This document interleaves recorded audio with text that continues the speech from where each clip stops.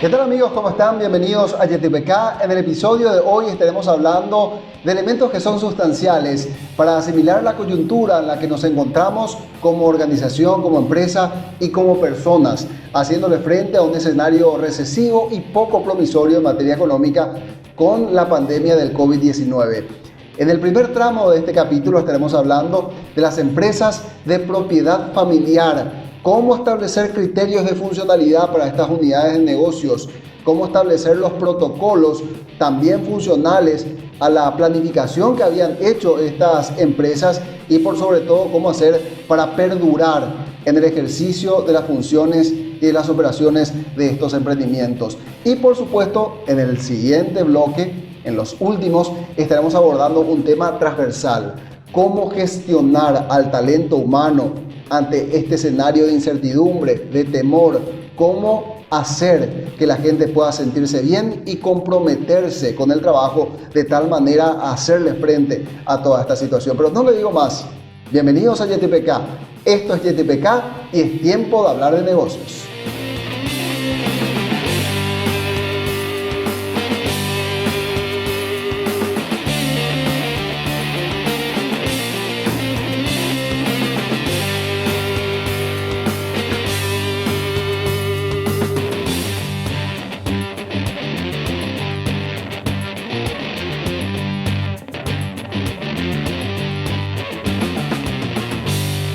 YTPK es presentado por Luminotecnia, pasión por crecer juntos, bebidas nativas del Paraguay para su producto Gondwana, más que agua, una joya.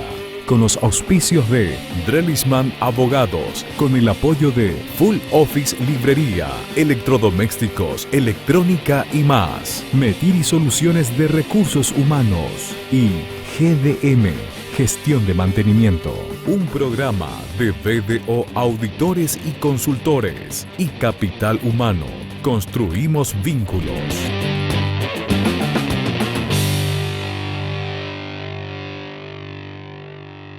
Hoy presentamos Cisne Rojo. En el episodio anterior de YTPK dejamos como materia pendiente para desarrollar en este capítulo todo lo concerniente a las empresas de propiedad familiar y cómo están atravesando esta situación que en realidad nos afecta a todos, pero queremos detenernos en analizar a estas unidades de negocios, a las empresas de propiedad familiar. Y para abordar este tema, estoy en compañía de la doctora Verónica Drellichman. Ella es socia del área de empresas familiares de la firma Drellichman Abogados. En esta ocasión tenemos el honor de compartir el espacio con el señor Roberto Bazán. Él es un consultor asociado a la firma Drellichman Abogados.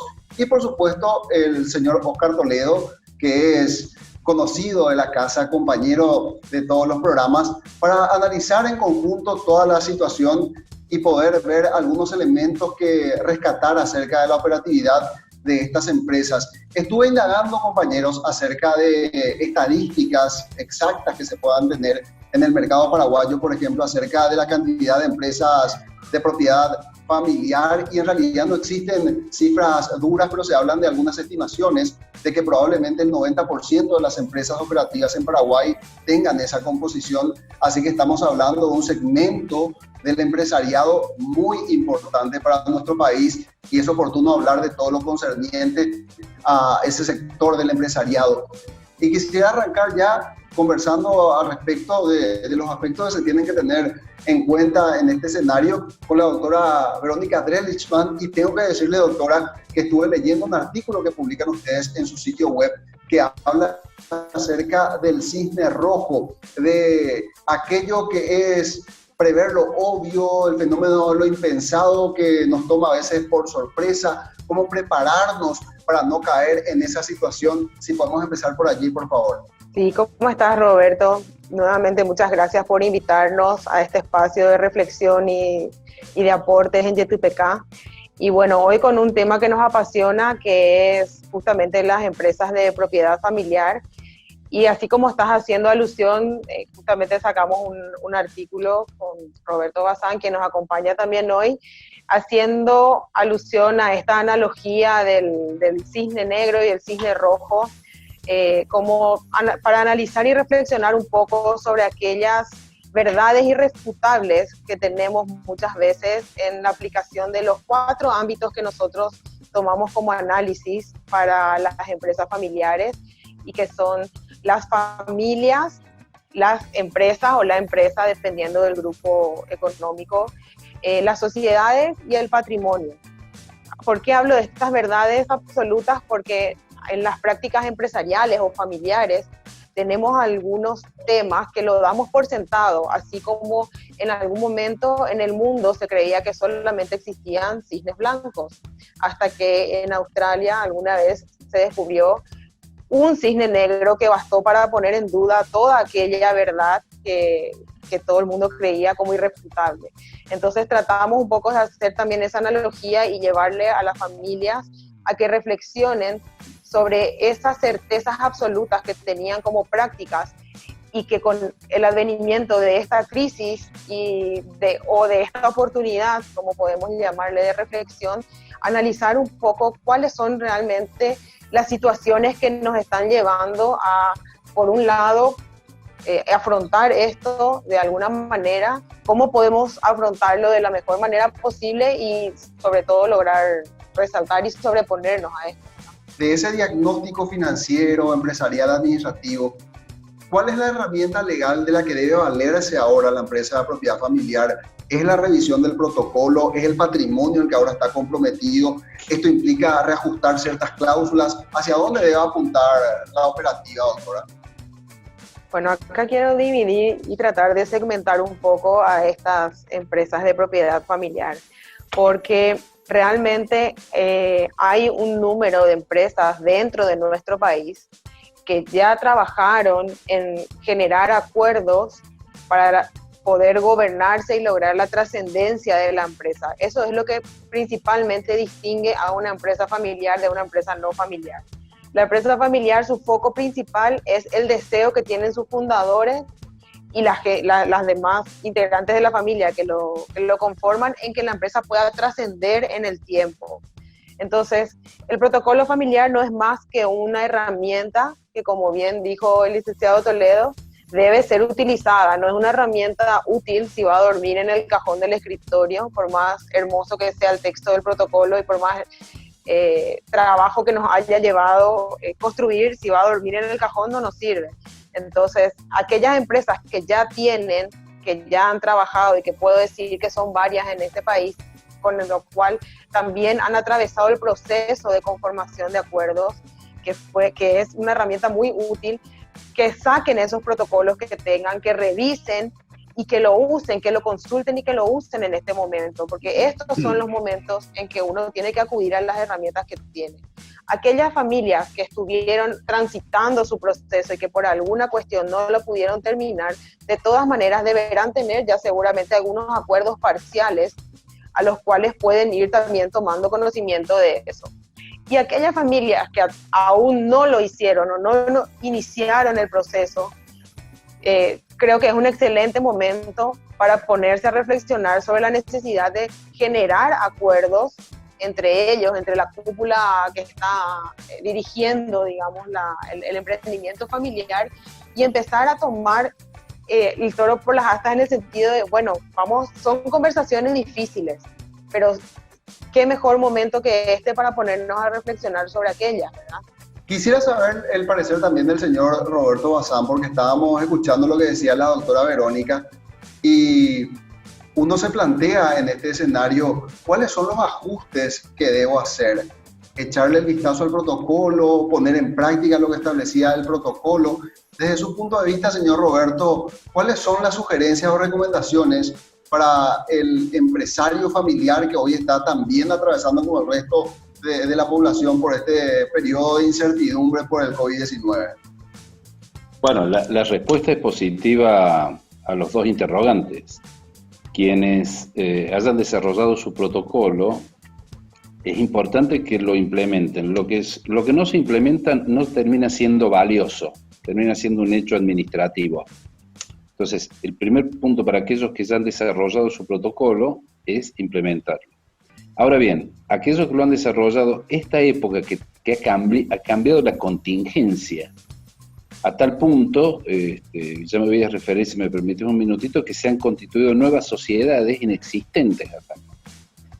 Y el segundo punto, aquellos que, digamos, son parte de una empresa de propiedad familiar o de un grupo, y de hecho nosotros trabajamos con grupos empresarios en Paraguay, junto con Verónica, es empezar, aunque es medio cacofónico lo que digo, empezar a pensar. ¿Qué quiere decir empezar a pensar? Empezar a pensar hacia adelante, porque nadie esperaba lo que pasó, esta pandemia, pero también hay que pensar lo bueno que uno espera que pase. Una empresa que tiene 10, 20, 30, 50 años de vida, no tenemos ningún derecho, los que estamos en este momento en la gestión, pensar que hasta acá todo se hizo bien y de acá en adelante, una frase que se utiliza mucho en Argentina, sobre todo los de la generación vigente respecto a sus hijos. Ya cuando yo no esté, ellos verán qué hace. Y eso es una frase irresponsable, absolutamente, porque junto con ellos vamos a ver qué es lo que se puede lograr hacia el futuro. Entonces, ¿este es un buen momento para un protocolo? Sí, para comenzar a pensar, sí. ¿Por qué? Porque se movieron muchas ramas. Estamos terminando con Verónica de escribir un artículo nuevo que está relacionado a la coopetición, se llama coopetición, ¿sí? Una nueva estrategia para las empresas. Y le decía que se han armado sociedades nuevas. ¿Qué son sociedades nuevas? La sociedad jurídica son las existentes, pero se empiezan a armar sociedades familiares o entre familiares, que son sociedades no formales, pero son sociedades a veces del temor, como en este caso, y a veces del éxito. Pero cuando el éxito está vigente no hace falta pensar demasiado, hay que seguir avanzando. Pero también se están armando unas sociedades nuevas, al menos lo vemos en Argentina y seguramente lo está pasando en Paraguay, que ya tengo ganas de volver porque ya hace como 2 meses que no voy, que son las sociedades de los empleadores con sus empleados, donde los empleados empiezan a asumir un rol de empresarios porque ahora también padecen lo que padece el empresario, y el empresario también padece lo que padece el empleado habitualmente. Entonces es una sociedad nueva. Y la cuarta sociedad que estamos viendo que se va conformando es la sociedad empresa, proveedor, cliente. Las empresas, los clientes los tenemos como los proveedores de nuestra riqueza, aunque decimos que les damos servicios, pero son proveedores de nuestra riqueza.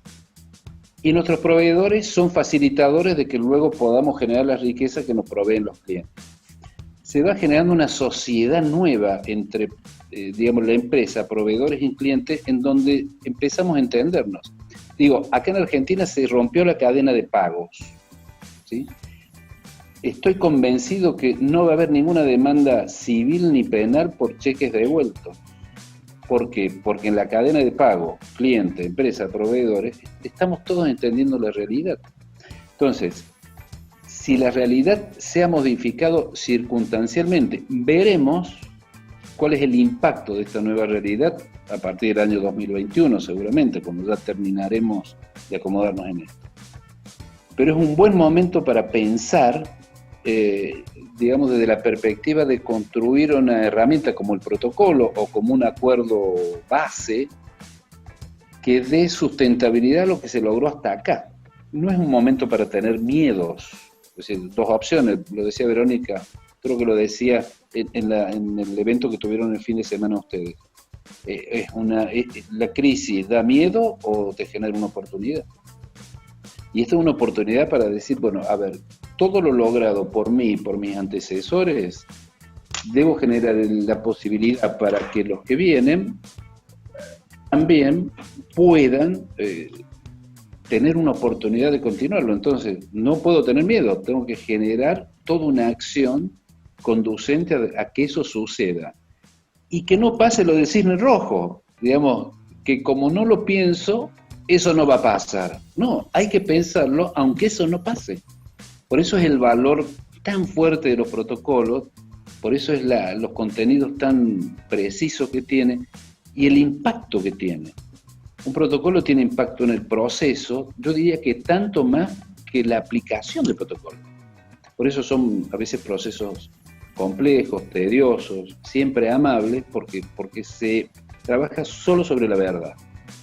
solo sobre la venta. Eso va impactando para construir bases para el futuro. No podemos construir el futuro, el protocolo no construye el futuro, pero sienta las bases para que ese futuro sea adecuado para los que vienen. No sé si...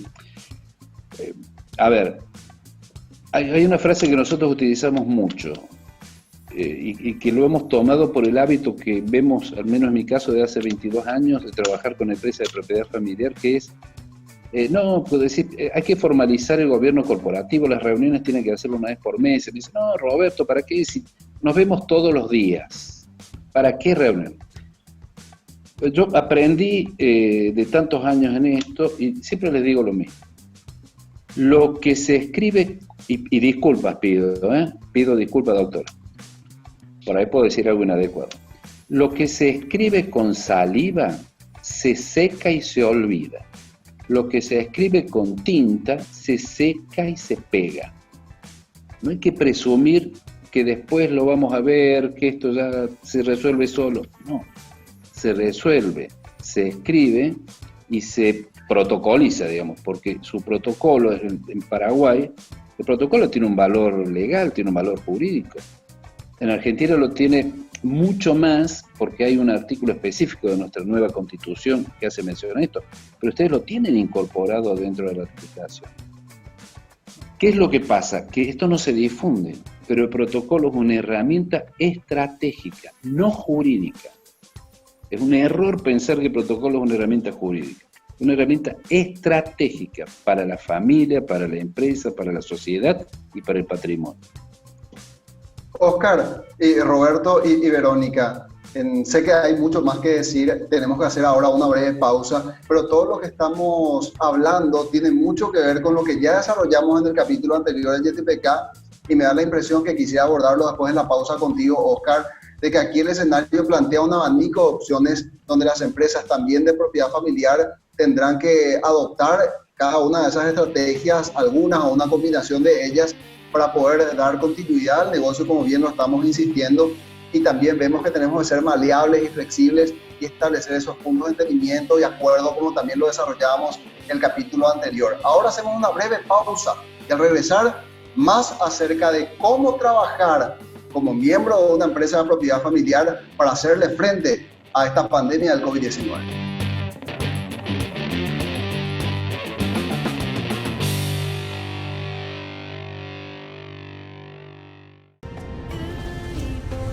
Esto es Gondwana, un agua que esperó por millones de años para que la descubras.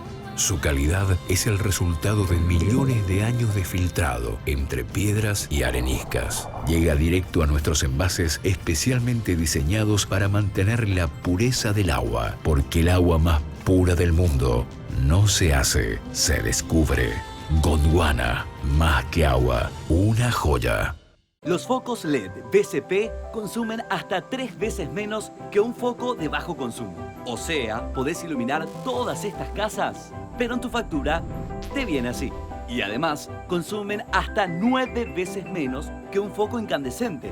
Es decir, equivalente a iluminar todo esto, pero pagarlo como si iluminaras esto. Más ahorro, más LED BCP. BCP, tecnología a tu alcance. Encontrarlos en las mejores casas de electricidad, ferreterías y supermercados.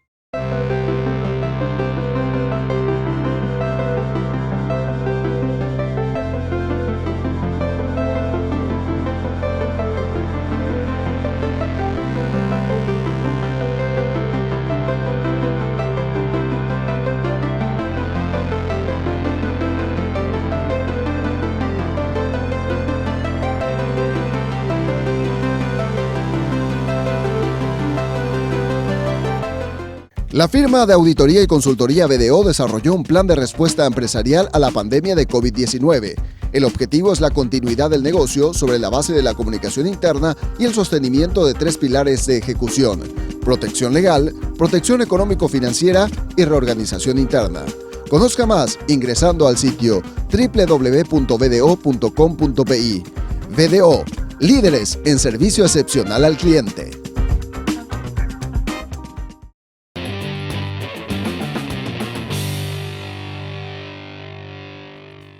Y Y antes de la pausa decíamos que este escenario abre un abanico de posibilidades para dar continuidad al negocio independientemente a lo pesimista que uno puede hacer por la información que recoge o por los análisis económicos que se están haciendo a nivel global de grandes consultoras y también, como decíamos en el capítulo anterior, el caso del Fondo Monetario Internacional, cuyo escenario no era demasiado alentador. Pero estamos hablando aquí de las herramientas que están a nuestro alcance y que podemos utilizar para seguir con optimismo nuestras operaciones. Y allí, Oscar, te paso de vuelta a la posta para que nos puedas desarrollar esa idea de lo recogido, lo conversado hasta ahora con estos dos consultores desde el punto de vista legal, de qué manera todo esto nos sirve para llevarlo a la práctica y seguir firmes en nuestro emprendimiento. La comunicación es lo primero que tengo que observar y el primer pilar que básicamente nosotros hemos construido con relación al tema del plan de continuidad de negocio es un tema legal y, como dijo el señor Bazán, de estrategia. O sea, qué cosas hoy tengo por escrito y qué cosas hoy tengo que vivirla para registrarla. El señor Bazán hablaba inclusive de cosas simples, de un acta de reunión, ¿verdad? No, pero también tenemos cosas mucho más complicadas de toma de decisiones de hoy el giro de nuestro negocio. ¿Vamos a seguir vendiendo? ¿Vamos a seguir produciendo de esta manera? No, hoy no podemos seguir produciendo de esta manera. Hoy tenemos que encontrar plataformas, las cuales, así como estamos nosotros hoy trabajando, seguramente muchas de las empresas van a tener que trabajar de esa manera. Esto, ¿quiénes entienden? Y entiende mi hijo que está conmigo en el día a día. Y mi hijo puede ser el tercero, el último. Y el primero, no, y el primero que está en el protocolo, pero que no está dentro de la empresa, él no entiende, o sea, no va a poder entender, o sea, ¿qué vamos a hacer con esto? Es decir, hasta ese nivel se tiene que empezar a analizar. Y ni qué decir con los perfiles. O sea, y ahí va mi pregunta, doctora. Hoy seguramente ya tenés preguntas de tus propios clientes. Se están retocando algunos protocolos, se están revisando algunos protocolos y fundamentalmente a mí me da mucha o sea, quiero preguntar, o sea, quiero saber, o sea, los perfiles ya se incorporan en los protocolos. Es necesario incorporar los perfiles, es decir, ¿qué va a pasar con mi hijo que no quiere saber nada del negocio? ¿Qué va a pasar con mi hijo que en su carrera profesional, nosotros aquí somos industriales, pero él es médico, ¿verdad? Pero finalmente es parte de la acción, es accionista. Ese tipo de cosas son las cosas que también deben ser observadas en un protocolo y son inscritas en un protocolo. Sí. Bueno, gracias, Oscar. Realmente tus preguntas son varias, así que voy a tratar de ordenar un poco las respuestas. Con respecto a las empresas que ya han transitado este proceso y que lograron llegar a un acuerdo final plasmado en un documento llamado protocolo familiar, por supuesto que el protocolo es un documento flexible, que uno lo va analizando en la medida que pasan las circunstancias y en la medida que el tiempo también transcurre, y se va incorporando las nuevas situaciones que no estuvieron previstas inicialmente al trabajarlo. Con Roberto siempre decimos que el primer protocolo que las familias hacen es el más imperfecto, es quizás el protocolo más sentido porque nos costó crecer, como todo crecimiento duele, pero una vez que ya hemos incorporado esa dinámica familiar de comunicación, ya podemos ir actualizando el protocolo y ampliando con los temas que consideramos necesarios. Ahora vos tocaste también un tema muy importante que es el tema de la comunicación y es como la piedra angular de todo este proceso, ¿verdad? Creemos que porque somos familia sabemos comunicarnos, pero en realidad normalmente es todo lo contrario, porque como tenemos temor de herir al otro con lo que realmente pensamos o con lo que creemos, a veces normalmente tenemos, como citaste el ejemplo, en las familias donde hay varios hijos y varios intereses, a veces el hijo tiene otro interés que no es el sueño del padre, que no es continuar con el sueño del padre. Pero bueno, ese hijo podrá seguir desarrollándose en su parte profesional, pero no por eso va a estar obligado a trabajar en la empresa familiar, sino él podrá dedicarse al rol o a la profesión que eligió, pero sí va a estar vinculado dentro del emprendimiento familiar desde otro rol. Podría ser desde el rol de director o desde el rol de accionista. Y para eso también voy a contestar tu pregunta. Por supuesto que se incluye en los protocolos los perfiles necesarios para ocupar cada tipo de lugar que uno defina o decida ocupar dentro de las empresas familiares. Nos podemos colocar o parar en varios aspectos, en varios roles, como estamos escribiendo, en esos 4 ámbitos que estuvimos hablando al inicio de nuestra charla.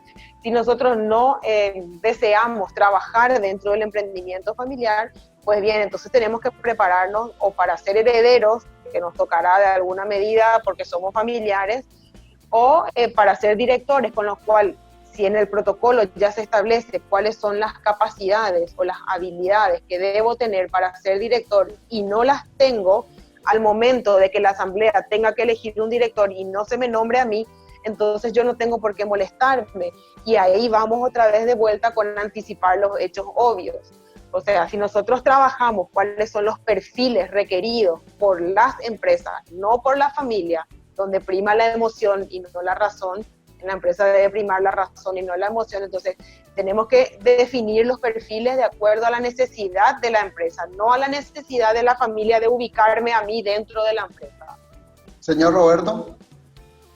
Sí, coincido, digamos, absolutamente, y reflexionaba sobre tu primera pregunta de, en esta época de esta crisis circunstancial, así como los protocolos son necesarios revisarlos, como bien dice Óscar, o empezar a trabajarlos, también hay un hecho significativo en nuestro criterio. ¿Cuál es? No sabemos si otro evento como esto va a tener lugar dentro de 5 años, 10 años, 20 años, o nunca. Pero la experiencia ganada es absolutamente relevante. Y quienes hoy están manejando sus empresas, los dueños de empresas, están aprendiendo de algo que no les enseñó nadie, están aprendiendo por sí mismos. Y a su vez le están enseñando a quienes son su equipo, lo rodean y las familias también van a aprender. Es un buen momento para pensar en esto, para proyectarse a 5 o 10 años, y aquellos empresarios que tengan 55, 60 años, miren una recomendación, miren 5 o 10 años para adelante y véanse en una posición distinta. No se retiren de sus empresas. Esto me trae muchos problemas, hasta que lo aclaro. No se retiren de sus empresas. Sí, den el paso adelante. Dar el paso adelante significa, digamos, en términos de, si tuviéramos un edificio de varios pisos, es pasarse al penthouse. Esto no quiere decir vivir como ricos, sino no desvincularse de la empresa, en lo posible no desvincularse del gobierno corporativo, y si fuera posible no desvincularse de la sociedad. La palabra retiro es una palabra inadecuada para los que empiezan a ver que les queda menos tiempo que el que han vivido. Entonces, es una cuestión del subconsciente, nos aferramos a lo que nos da seguridad. Esa es una de las razones por las cuales los hombres acá en la Argentina, en el estudio que ha hecho la OIT, después de que se jubilan, los hombres nos jubilamos a los 65 años, los 2 años siguientes son de jolgorio. Pero después empieza la debacle, cuando no hay un proyecto nuevo, cuando no hay una intención nueva, cuando no hay un propósito, empieza la debacle, digamos, psicológica, física de la salud. Nosotros insistimos con que no es negocio de ninguna manera que los que han logrado llevar una empresa hasta hoy se retiren. Deben asumir un rol superlativo, diría, donde no tienen incidencia en la decisión o en las decisiones operativas, porque pueden ser convocados a decisiones políticas, pero no se puede dejar o permitir desaprovechar su experiencia, desaprovechar su referencia, desaprovechar su buen nombre, su historia, sus vínculos corporativos, su vínculo con las entidades financieras. Y por otro lado, aquellos que en 10 años van a dar el paso adelante, van a seguir siendo muy útiles a lo que fundaron, crearon e hicieron crecer. Entonces, es, digamos, una recomendación muy fuerte esta que damos. ¿Y por qué insisto con esto? Porque una de las principales causas por las cuales las empresas se envejecen o, digamos, se amogozan, es porque los fundadores, quienes hoy tienen la gestión, le tienen temor al futuro. Y como le tienen temor al futuro, no hablan del futuro. Entonces dejan que las cosas vayan siendo, digamos que las cosas fluyan. Pero las cosas no pueden fluir en lo que son cuestiones vinculadas a lo cuantitativo. Las cosas que influyen están vinculadas con lo emocional. Estas cuestiones, ¿por qué hablo de lo cuantitativo? Porque una empresa es eso, son números. Entonces, cuando se puede, este es el momento, para trabajar en eso, imaginarse qué es lo que quiero hacer, qué es lo que puedo hacer, y en menor medida qué es lo que debo hacer por la empresa y desde qué posición. Pero insisto, sin chocar con las decisiones operativas. Importante eso, llamar también a esa reflexión y a ese pensamiento. Y a propósito, doctora Verónica, quisiera que comparta con nosotros algunas consideraciones finales de todo lo que estamos conversando. Bueno, con respecto a esto que nos convoca hoy, creemos que es un buen momento para afianzar eso que las empresas familiares tienen como fortalezas, para ponerle fichas a eso y para poder generar sobre todo nuevos caminos que les permitan a ellos sobreponerse a este momento y lograr aquella trascendencia deseada, ¿verdad? Como hablamos también en el capítulo pasado, la negociación, por supuesto, es una herramienta fundamental para todos en este momento. Buscar el mejor modelo que se pueda adecuar y no dejar para que el devenir decida por nosotros, sino tomar nosotros hoy partido, entablar esas conversaciones conflictivas, que pueden o no ser conflictivas, pero sí lo son, complicadas y difíciles, y ponernos a trabajar sobre los hechos puntuales que creemos, que estamos seguros, que obviamente van a suceder en algún momento. Entonces, ¿qué mejor manera de poder estratégicamente presentarlos hoy, buscar, proponer el debate, llegar a un consenso y establecer algún tipo de mecanismo para poder afrontar eso? Anticiparse a lo obvio y también anticiparse o evitar lo impensado, decíamos en este episodio de YTPK. Oscar, compartinos también tu reflexión final, por favor. Así como creo que desarrollamos este capítulo hablando un tanto de la base, que es la comunicación interna, y el pilar 1, que es analizar la parte legal. También yo me quería referir un tanto a los otros pilares que tenemos para construir este tema de cómo continúa o cómo creemos nosotros vamos a fortalecer a las empresas. Y entiendo que esos otros dos pilares están relacionados un tanto al análisis de la situación financiera, al análisis de la situación operacional de las empresas y, por sobre todas las cosas, el siguiente y último pilar es el análisis de los procesos. Volver a mirar un tanto y en forma permanente aquellos procesos que hoy tengo que por sobre todas las cosas, operativizar lo más rápido posible. Si bien hoy estamos ya hablando de cómo volver, estamos seguros de que no vamos a volver en la manera en que habíamos abandonado nuestras oficinas. Es decir, hasta en ese detalle hoy tengo que trabajar. O sea, en la manera en que con mi colaborador voy a volver, en la manera en que con mi cliente me voy a relacionar, en la manera con que con mi proveedor me va a tener mi materia prima lista. Es decir, hay un juego que realmente nos invita a aquello que realmente esta crisis es una gran oportunidad. Y ni qué decir para quienes hoy estamos abordando este maravilloso tema en las empresas familiares y cómo las empresas familiares hoy tienen estos instrumentos, maravillosos instrumentos de estrategia. Me quedó eso, ¿verdad? No son instrumentos legales, son instrumentos estratégicos que hoy, por sobre todas las cosas, este es el momento en que hay que trabajarlo. Señora Verónica Drelichman, muchísimas gracias por compartir nuevamente este programa con nosotros. Igualmente al señor Roberto Bazán y por supuesto a Oscar Toledo, que es parte del staff del equipo de JTPK. Y lo último, antes de irnos a la pausa, efectivamente este escenario ha provocado que nos miremos muy por dentro, y no digo solamente como individuos, sino también como organizaciones y como empresas, y es el momento en el cual nos nutrimos de todas esas herramientas que son provechosas, que nos pueden ayudar a catapultarnos independientemente del escenario por el que estamos atravesando, y también a escoger lo bueno y aprender de aquello que hicimos mal para reinventarnos y mirar el futuro de una manera promisoria y no pesimista, como quizás sea la realidad de muchas empresas que hoy por hoy no están viendo muy bien el horizonte, no se pudieron anticipar a ese cisne rojo, pero están a tiempo de hacerlo, nos decían aquí los consultores y los especialistas. Y si tienen alguna duda pueden llamar a los miembros del staff de Drelichman y abogados, y por supuesto también a los consultores de BDO. Nosotros ahora tenemos que hacer la pausa y al regresar vamos a estar hablando también con especialistas internacionales acerca de esa pata fundamental, el elemento que también hace que el negocio continúe, los colaboradores, cómo gestionamos a las personas en nuestras organizaciones. De eso estaremos hablando al regresar.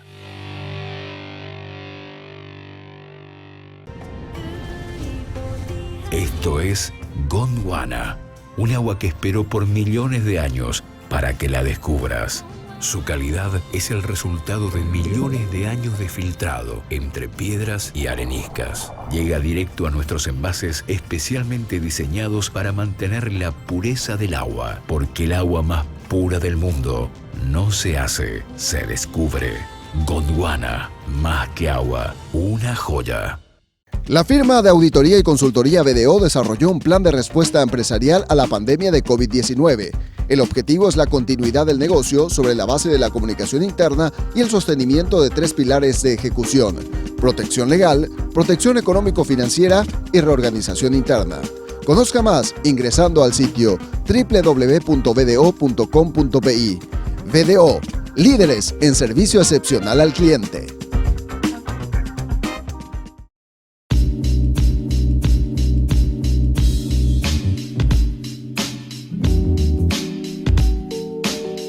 Y antes de la pausa decíamos que uno de los desafíos principales ante la coyuntura actual es cómo gestionar al talento humano, el factor persona, que es determinante cuando hablamos también de un plan de continuidad de negocios. Y tenemos la ocasión de agradecer la participación en este programa al señor José Luis Falcón. Él es el CEO de la Escuela Europea de Gerencia y por supuesto lo convocamos para que pueda compartir con nosotros la experiencia que tiene también en el manejo de esta situación que afecta al mundo entero. Me acompaña Oscar Toledo, que ya estaba en el bloque anterior, y lo incorporamos en este segmento a Sebastián Cacasu, que es nuestro coach ejecutivo y bien entendido en lo que vamos a desarrollar ahora cuando hablamos de factor persona. Quisiera empezar con el señor José Luis para que nos comparta cómo están abordando esta situación desde la Escuela Europea de Gerencia y cuáles son los tópicos a considerar para gestionar al talento humano ante esta situación.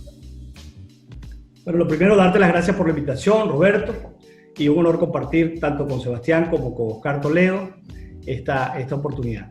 Y sobre todo, el tener el chance de conversar en un momento de profunda crisis, porque no es solamente el proceso que estamos viviendo, que hay que reflexionar sobre él, sino prepararnos para las circunstancias que nos va a tocar vivir.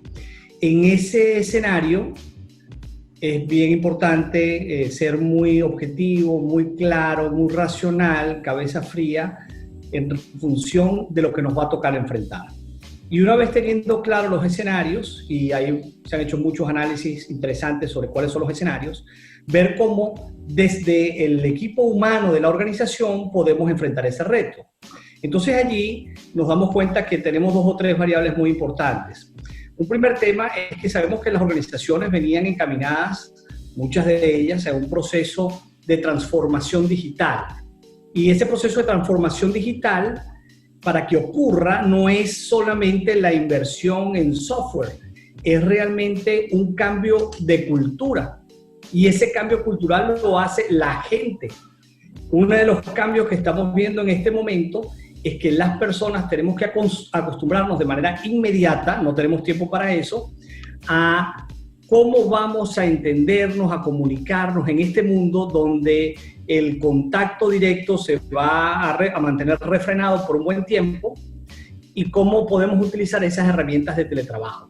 Pero entonces aquí destaco lo importante que es que los equipos de gestión humana apoyen, colaboren, coadyuven a que sus equipos logren montarse en esta forma de teletrabajar que impone una serie de retos. Ser más productivo es un reto complejo, trabajando desde este punto de vista, pero para ello hay que crear cultura. Nosotros hace un rato estábamos reunidos con un cliente que es la empresa más grande de retail de aquí en República Dominicana, donde yo me encuentro hoy, y entre las cosas que conversábamos era que para lograr mantener el entrenamiento del personal en un momento como este, hay un tema cultural y hay que prepararlos para esta nueva modalidad que es el teletrabajo. Entonces ahí tenemos un reto muy, muy grande, que va más allá de aprender una herramienta, que conlleva la importancia de saber cómo ser eficiente, cómo ser productivo en un proceso marcado por el teletrabajo. Y ahí tenemos un gran reto, o un primer gran reto en términos de gestión humana. Bueno, estaba hablando de adecuación, también de productividad, Sebastián, y hoy el escenario que estamos viendo en la mayoría de las empresas, y de hecho que aquí en Paraguay los reportes oficiales que se tienen desde la Dirección del Empleo, del Ministerio del Empleo, del Trabajo, y también desde el Instituto de Previsión Social que recoge al sector formalizado, es que muchas empresas han resuelto suspender contratos laborales o cesarlos. Entonces hay un proceso de valoración que hace la propia empresa para decidir con qué talento humano continuar en este proceso de mucha restricción, porque hay operaciones que son nulas, y me imagino que debe establecerse también ciertos parámetros para tomar ese tipo de decisiones, o libremente estamos hablando de una supervivencia del más apto en este escenario, Sebastián. Seguramente es un momento de mucha crisis y de toma de decisiones, ¿no? Y lo que venimos hablando en los programas es que hay que hacer este análisis conveniente sobre cuáles son las operaciones que van a continuar y cuáles son las operaciones que van a cambiar con este escenario. Y no es una cuestión tan reduccionista como pensar números, ¿no? Porque si decimos, bueno, tenemos que achicar los gastos y es despedir gente, pero no es tan fácil como eso, porque sabemos que una vez que esto se reanude, y si tu operación requiere tener gente capacitada y entrenar en este contexto, entrenar a alguien para que pueda volver a hacer un trabajo nos lleva menos de 6 meses a un año, y eso también es inversión, ¿no? Con lo cual, yo lo que invito siempre es hacer como un pensamiento y un análisis un poco más crítico.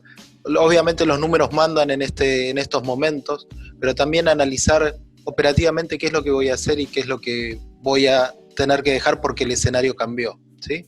Y evidentemente el mundo cambió, pero no quiere decir que esto es borrón y cuenta nueva de todo, simplemente es ver cómo readecuamos los conceptos. Un poco lo que quería aportar también con esto de transformación digital, ¿no? Yo siempre que trabajamos en las empresas en función del cambio de la cultura organizacional, o change management también como se conoce, hay algunos autores que marcan que el primer paso es marcar la urgencia del cambio, ¿sí? Y me llevó un meme que decía, bueno, ¿quién está impulsando la transformación digital en tu organización? ¿El CEO de la organización, el gerente de informática o el COVID-19, ¿no? Y el COVID-19 es el gran impulsor de la transformación digital hoy en día. Y el gran tema es que el ser humano necesita de algunos estímulos para cambiar, ¿sí? No estamos diseñados para cambiar. ¿Por qué? Porque antropológicamente venimos evolucionando de una cuestión emocional y darnos cuenta que el cambio nos cuesta, pero sí hay un factor de cambio importante que es la urgencia, ¿no? Y creo yo que, voy a seguir una frase muy trillada, ¿no? Pero ver dentro de la crisis la oportunidad es la gran oportunidad de la transformación digital y de las transformaciones de las empresas a un modelo de servicios que pueda poner al cliente en primer lugar y poder dar un valor agregado más grande. Oscar, y aquí quisiera pedirte tu participación desde el punto de vista operativo, ya que también sos un especialista en la gestión de procesos. Cuando hablo de un escenario de revisión, de readecuación y de productividad, el componente ante la coyuntura, y reitero esto por el bajo nivel de facturación o el nulo nivel de facturación, un elemento preponderante es necesariamente reducir la cantidad de colaboradores que tengo y escoger aquellos que puedan dar mayor valor a sus operaciones. ¿O cómo se analiza esta cuestión, Oscar? Y ahí estoy muy de acuerdo con lo que acaba de mencionar Sebastián. Y habíamos mencionado inclusive en capítulos anteriores. ¿Qué tengo que buscar yo en esta pandemia? Es que mi negocio perdure, que no se quede por el camino. Y para que eso perdure, básicamente tengo que continuar con, principalmente, no perder el valor de la empresa. ¿Y cómo hago eso? O sea, estoy hablando en el amplio sentido de la palabra del valor, ¿verdad? Porque muchas veces hoy tengo que entender que en este ejercicio y capaz que en el siguiente ejercicio no voy a tener utilidad ni rentabilidad en el negocio, pero sí me tengo que apoyar en el efecto rebote que esto va a necesitar básicamente del tipo de empresa o el tipo de servicio que yo estoy prestando, y para ello necesariamente tengo que contar con mis principales colaboradores, mis principales valores, y por aquello que yo invertí, tiempo, recursos, formación, equipo, tecnología inclusive. Lo que hoy sí básicamente me da la oportunidad, eso que también dijo Sebastián, el disruptor de esto es COVID-19, pero la mayoría, quienes básicamente también estamos trabajando en temas de planificación, veníamos hablando de la revolución 4.0 y veníamos hablando de qué cosas, qué procesos había que automatizar, de qué procesos había que robotizarlo.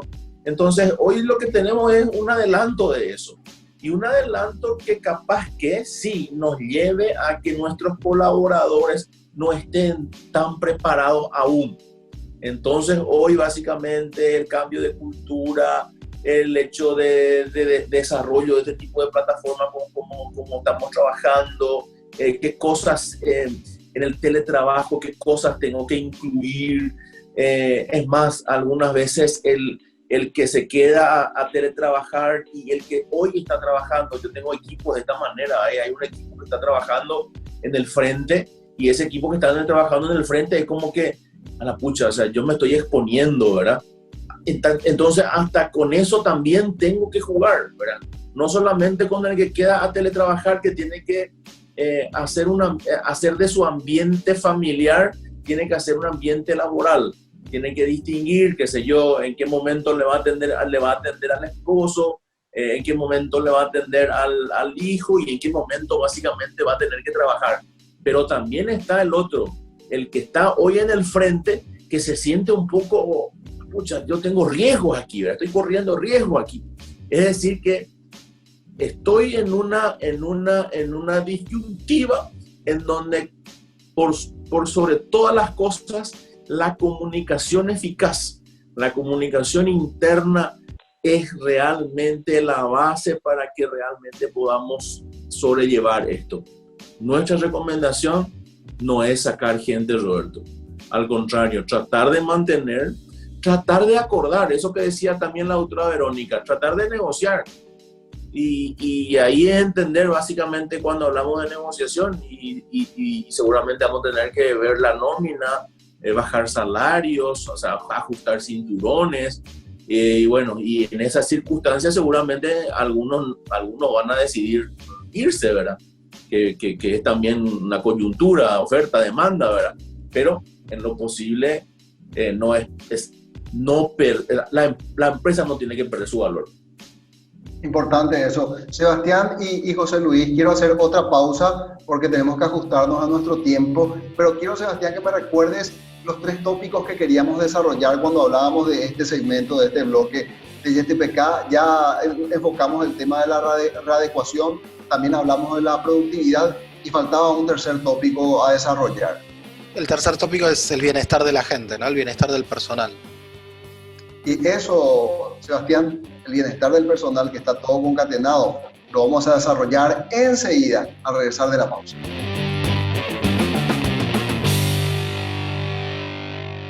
Los focos LED BCP consumen hasta 3 veces menos que un foco de bajo consumo. O sea, podés iluminar todas estas casas, pero en tu factura te viene así. Y además, consumen hasta 9 veces menos que un foco incandescente. Es decir, equivalente a iluminar todo esto, pero pagarlo como si iluminaras esto. Más ahorro, más LED BCP. BCP, tecnología a tu alcance. Encontrarlos en las mejores casas de electricidad, ferreterías y supermercados.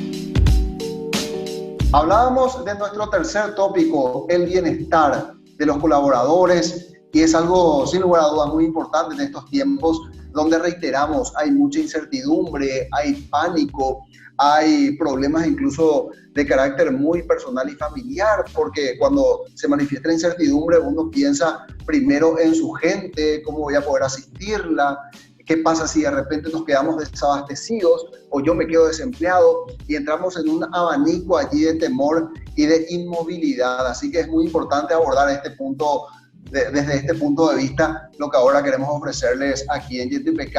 Y arrancamos contigo, Sebastián, y luego le pasamos al señor José Luis para que también nos comparta su experiencia dentro de la experiencia que ya ha recogido en diferentes escenarios. Sebastián.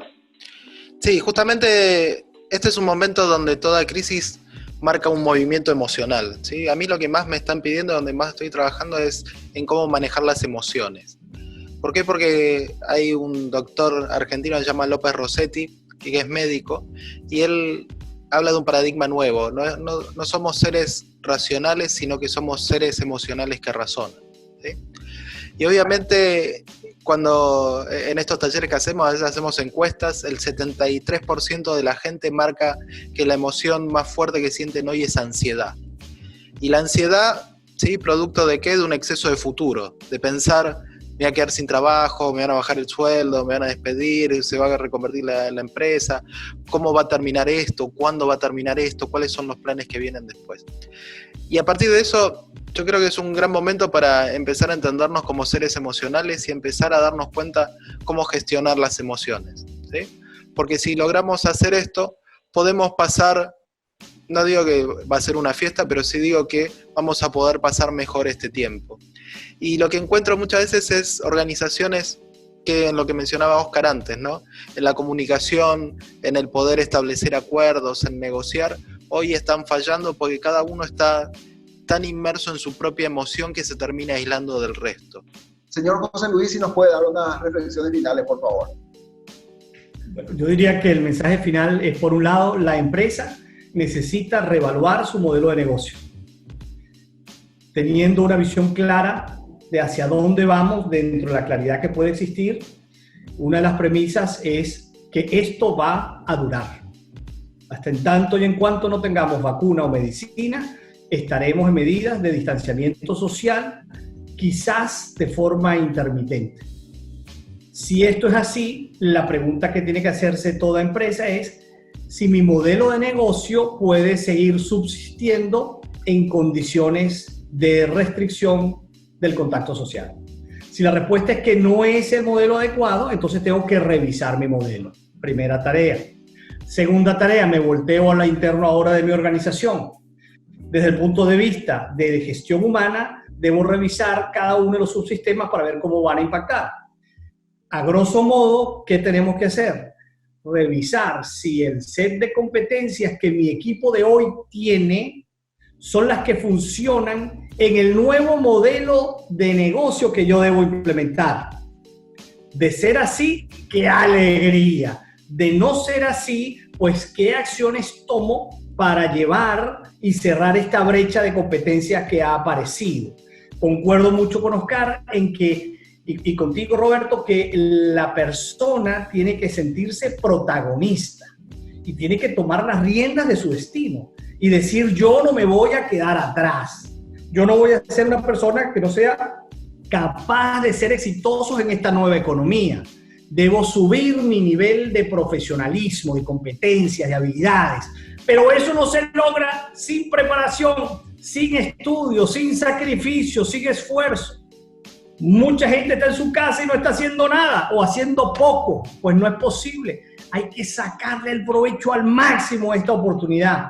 Porque las organizaciones que van a surgir de aquí son unas organizaciones muchísimo más fuertes, más consolidadas. Vamos a dar un paso hacia adelante. Esta crisis es terrible, no lo dudo, pero vamos a salir con unas empresas muy, muy fuertes. Y allí, entonces, segundo punto importante es trabajar la emocionalidad de las personas, entrenarlos, que se levanten en la mañana y hagan un priming set, que se establezcan qué voy a conseguir hoy, que se vean en positivo, y que todas las cosas nos vean con ese objetivo final de lo que quieren lograr y no permitir decaer. Y como líderes no permitir que su equipo tampoco decaiga. Y esas organizaciones con ese tipo de personas van a superar a aquellas que no lo hagan. Y ahí sí va a haber una selección, lastimosamente, y habrá ganadores y perdedores. Hasta que venga el efecto rebote que ustedes mencionaban. Pero puede pasar un buen tramo. Entonces, primero hay que superar este tramo. Sebastián. Yo me quedo con un concepto que dijeron con los invitados anteriores, que es esto de competencia y cooperación, ¿sí? Y se ha estudiado mucho en el mundo de la gestión cómo crecen más las empresas, las organizaciones, si por una cuestión de competencia o por una cuestión de cooperación. Y ninguno ha llegado como a argumentos demasiado sólidos que sostengan su postura. Pero yo creo que es del ser humano esto de pensar en cuestión de extremos, no tiene que ser una cosa o la otra. Y yo creo que en estos momentos distintos hay que aplicar distinciones diferentes. Y creo que podemos aplicar las dos cosas al mismo tiempo, ¿no? La cooperación y la competencia.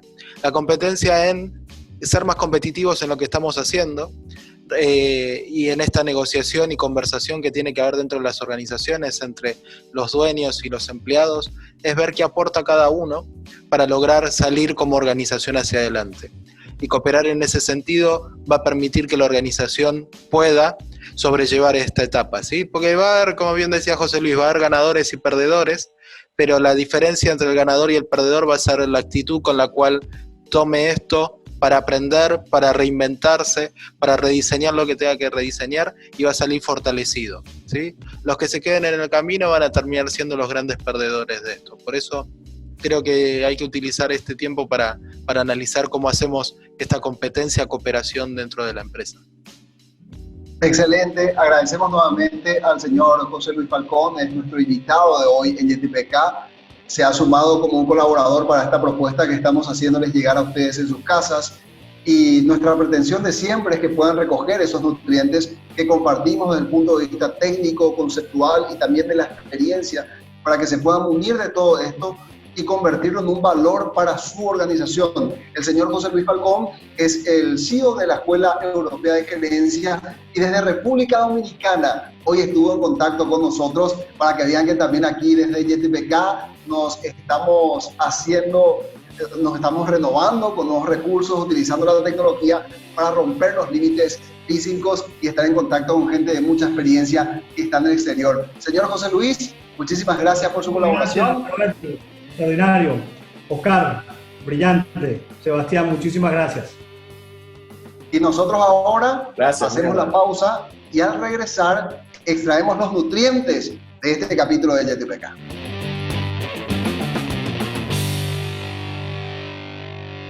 La firma de auditoría y consultoría BDO desarrolló un plan de respuesta empresarial a la pandemia de COVID-19. El objetivo es la continuidad del negocio sobre la base de la comunicación interna y el sostenimiento de 3 pilares de ejecución: protección legal, protección económico-financiera y reorganización interna. Conozca más ingresando al sitio www.bdo.com.pi. BDO, líderes en servicio excepcional al cliente.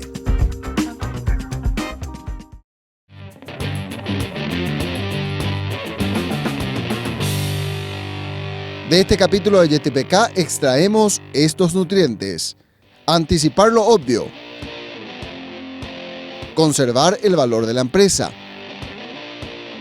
Capacitación y esfuerzo para continuar.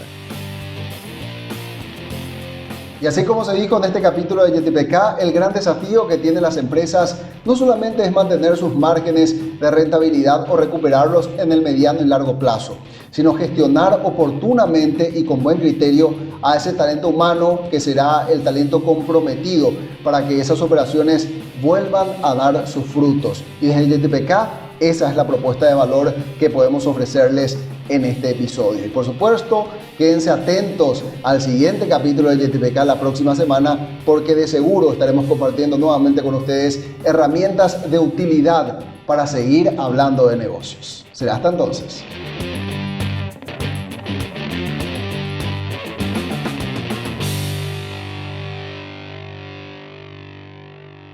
YTPK fue presentado por Luminotecnia, pasión por crecer juntos, bebidas nativas del Paraguay para su producto Gon Guana, más que agua, una joya.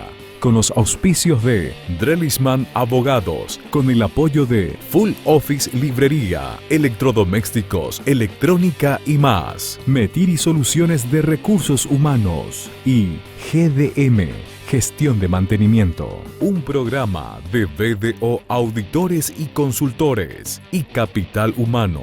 Construimos vínculos. Una producción de Brain Studio.